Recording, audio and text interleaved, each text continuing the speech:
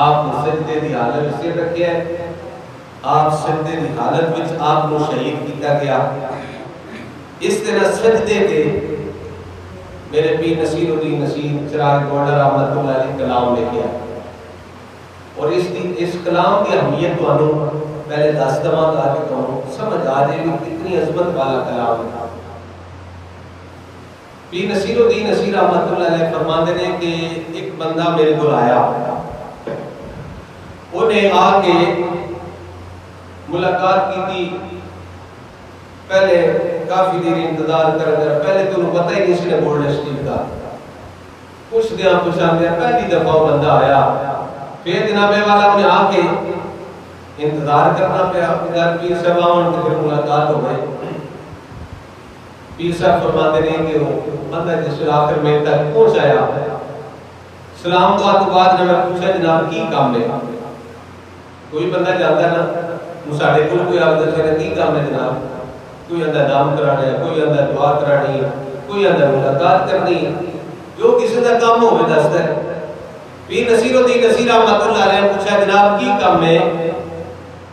انہیں کہا جناب میں تو انہوں پہلے کوئی نہیں سا جانتا،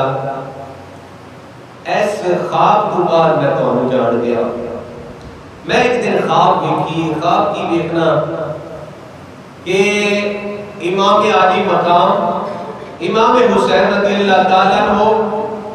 آپ نہ ہے جو جس میں مسجد کمرہ ہے، آپ انہیں کمرے میں بیٹھے ہوئے نے، اس طرح ممبر لگے آپ دا، آپ ممبر دل کے بیٹھے ہوئے تے اس کمرے کے اندر نہ خط ہی خط نے، پرچے پرچے پہ نے، کاغذ پہ نے، یعنی اس سال جنیاں شاعرہ نے نا کلام لکھے سن آپ دی شان میں، منقبتہ لکھیا سن امام حسین دی شان میں، وہ آپ دی بارگاہ کلام پیش کیتا جاتا ہے، امام حسین پڑھتے نے تے رکھ دیندے نے، پڑھتے نے رکھ دیندے نے، دیکھتے نے رکھ دیندے نے۔ تو بندہ کہتا ہے حضور میں نے خواب دیکھ رہے ہیں، خواب کی دیکھنا کہ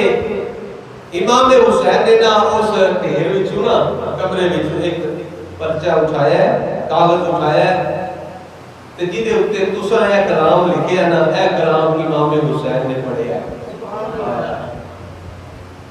امام حسین نے کلام ایک نے پڑھ کے نا تے فرمایا اس سال جننے بھی سلام میری بارگاہ میں پیش کیتے گئے نے، جننے بھی کلام میری بارگاہ میں پیش کیتے گئے نے، اینا سارے وچوں پہلے نمبر تے نصیر الدین دا کلام آیا ہے۔ تے فرمایا بھئی جا گولڈن شریف چلا جا، میرا بیٹا ہے، میری آل ہے۔